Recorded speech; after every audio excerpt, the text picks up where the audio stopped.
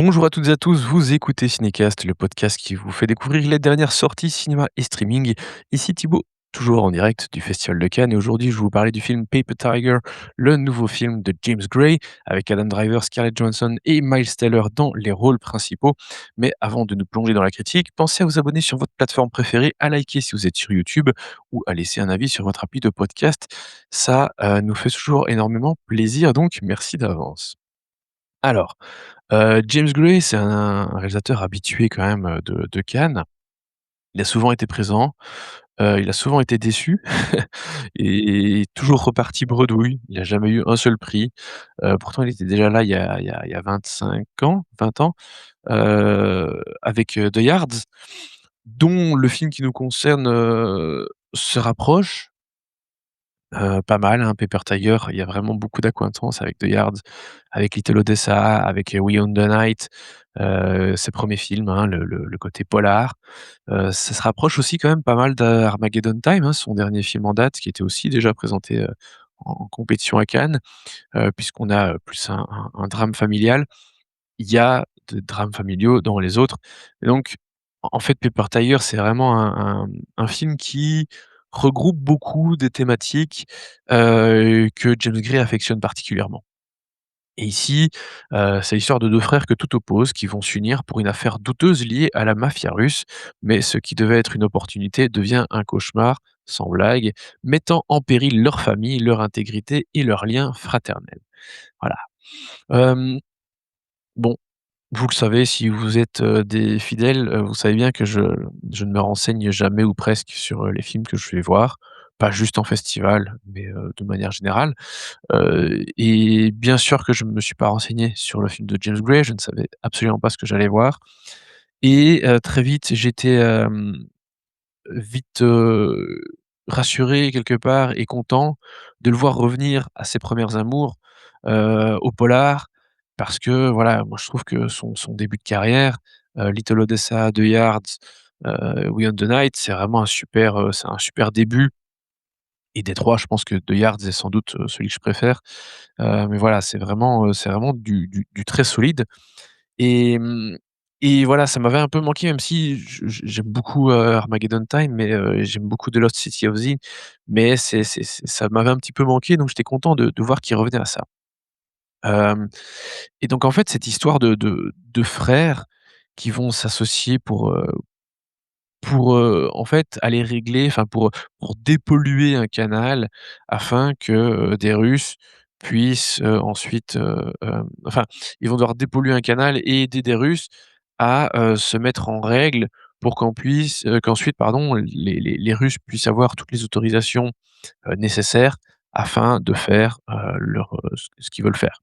En gros, hein. Évidemment, il y a toute une façade, légale, et puis il y a, tout le reste, et qui est très, très illégal, et donc bien sûr, à partir du moment où tu vas, te fricoter avec, la mafia russe, ça va se barrer en couille. Ce qui est intéressant, c'est, la dynamique des frères. On a donc le personnage incarné par Adam Driver, qui est un ancien flic. C'est évidemment lui qui vient avec cette proposition, à son frère, qui lui est, par contre, il est ingénieur, il est père de famille, il a 2 enfants. Le mec, qui est très rangé, qui a une vie, tout à fait, convenable et honorable. Il a jamais, fricoté, à propos de quoi, enfin, il a toujours fait tout dans les règles, en fait. Donc il se doute un petit peu quand même que quand son frère vient le voir, pour cette histoire, il est pas ultra chaud, spontanément. C'est quand son frère lui commence à lui parler, de l'argent qu'ils peuvent se faire avec cette histoire, que, son intérêt, se met en éveil, quoi. Et un soir, alors qu'il veut montrer à ses fils son prochain projet, à savoir aller sur le lieu, près du canal, heu, là où les Russes, veulent faire leur truc et où ils ont déjà un entrepôt, et cetera, bah, en fait, ça va pas se passer comme prévu. Parce que tout de suite, les mecs vont, heu, avoir l'impression d'être menacés. Sauf que le personnage, bah, qui est incarné par, Miles Teller, lui, il vient juste dire: «Hey, il y a un souci avec votre machine de chantier là, ça peut causer un problème électrique, faites attention». Mais ça semble hyper suspect aux yeux des Russes et donc c'est là que ça va les choses vont s'envenimer. Sauf qu'en plus, ses fils étaient présents dans la voiture, qu'eux-mêmes ont été, enfin, ont été témoins de la scène et voilà et je vous en dis pas plus pour le reste. Et donc, c'est un mec qui est vraiment droit dans ses bottes et qui pense faire les choses comme il faut les faire et qui quelque part le fait. Sauf qu'à partir du moment, voilà, où tu bosses avec des gens qui sont pas dans les clous, bah le moindre mot, le moindre geste peut être, mal interprété et il peut être considéré comme une menace, heu, directe ou indirecte. Donc voilà, je trouve que la dynamique de l'histoire, la dynamique enfin déjà l'histoire en tant que telle est très intéressante et puis la dynamique entre les frères, elle est vachement bien aussi. Ce qui est très bien aussi, c'est la façon dont est présentée cette famille. Le père, il est bien, mais voilà, c'est pas un grand modèle, familial non plus. Avec son épouse, qui est donc incarnée par, Scarlett Johansson, ça se passe plutôt bien. C'est enfin, voilà, c'est une famille, normale, heu, avec des ados, hein, l'aîné va avoir 18 ans, ils veulent faire une fête d'anniversaire, il y a les pour, il y a les contre.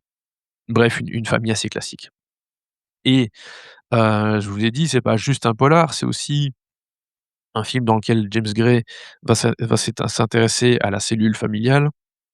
Il y a le rôle de la mère, incarnée par Scarlett Johansson, je l'ai dit, qui, ben, elle est un peu le pilier aussi dans la famille et qui va elle-même connaître quelques problèmes, de santé. Elle va avoir, des troubles de la vue et puis en découle évidemment, plein de choses. Hem Et le personnage est intéressant, mais c'est aussi mon petit bémol, c'est que j'ai l'impression que James Gray ne sait pas tout à fait exactement quoi faire avec. Hem, c'est un personnage qui est fort, qui est vraiment génial. J'aime beaucoup ce que Scarlett Johansson, en fait en plus, elle le joue très, très bien. Bon, elle a une perruque, mais bah, c'est assez classique, hein, pour les films d'époque, tu peux pas refaire des coiffures de ce style tout le temps, sinon ça prendrait des plombes. Mais mais voilà, j'ai l'impression qu'il a du mal enfin, j'aime bien la proposition concernant la fin, la clôture de de ce personnage, de son histoire, mais en même temps, je sais pas, il m'a pas totalement convaincu. J'ai l'impression qu'il manque un petit quelque chose, alors que les 2 fils sont top et les 2 frères, Miles Teller et Adam Driver sont vraiment, géniaux. Le développement de leurs personnages est vraiment top. Leur caractérisation aussi, l'ex-flic, c'est vraiment, donc le personnage d'Adam Driver, c'est vraiment le type qui pense pouvoir régler les choses et qui pense pouvoir les gérer, alors qu'en fait, ça lui échappe. Il peut pas tout contrôler. Il pense pouvoir mettre la pression à certains moments, mais il en reçoit d'autres côtés. Enfin, donc voilà, c'est un personnage qui ne gère pas totalement et qui n'a pas toutes les clés en main. Alors il le sait, mais quand il pense les avoir, parfois il les a pas vraiment. Et voilà, les choses se compliquent, ce qui est vraiment intéressant.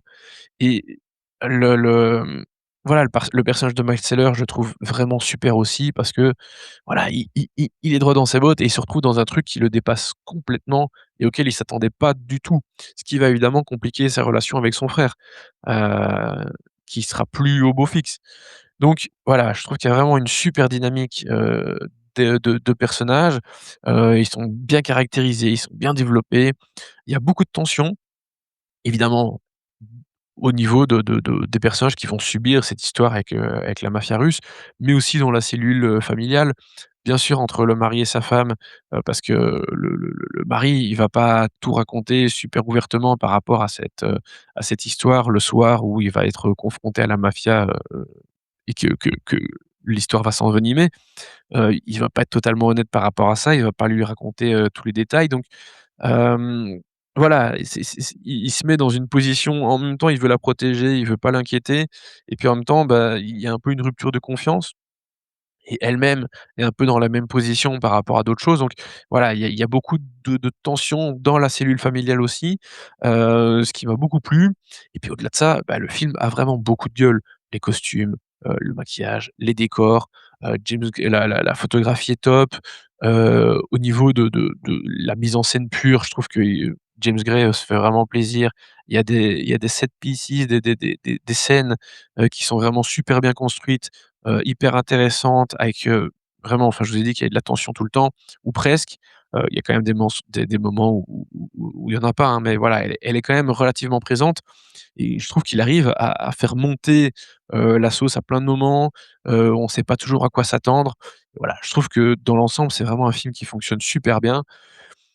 Après, c'est voilà, j'ai vraiment bien aimé le film, même beaucoup aimé le film, mais je le considère pas que ce soit un grand, grand film non plus. James Gray a fait mieux, il a fait plus passionnant. Je préfère je l'ai pas revu depuis, sa sortie, mais j'avais vraiment adoré Armageddon Time. J'adore The Lost City aussi. Bon, Ad Astra, il s'était un peu planté. The Immigrant, il s'était beaucoup planté. To Lovers, c'est bien. Donc voilà, il y a vraiment quand même de très, très bonnes choses dans la carrière de James Gray. On a parfois, tendance à l'oublier parce que le mec, bah, voilà, il gagne pas de prix, et puis je suis pas sûr que ses films cartonnent tous au box-office non plus. Mais voilà, c'est un réalisateur qui compte, c'est un réalisateur qui fait de très bonnes choses et Paper Tiger est un très bon film. C'est juste pas waouh et c'est pour ça que je vais pas lui donner une note incroyable, mais je trouve que c'est un film solide et dans une compétition cannoise où je trouve que les films sont plutôt moyens, bah, ça m'a fait quand même du bien de voir ce film et je serais pas surpris, alors j'aurais pas été surpris déjà auparavant, mais que James Gray remporte quelque chose.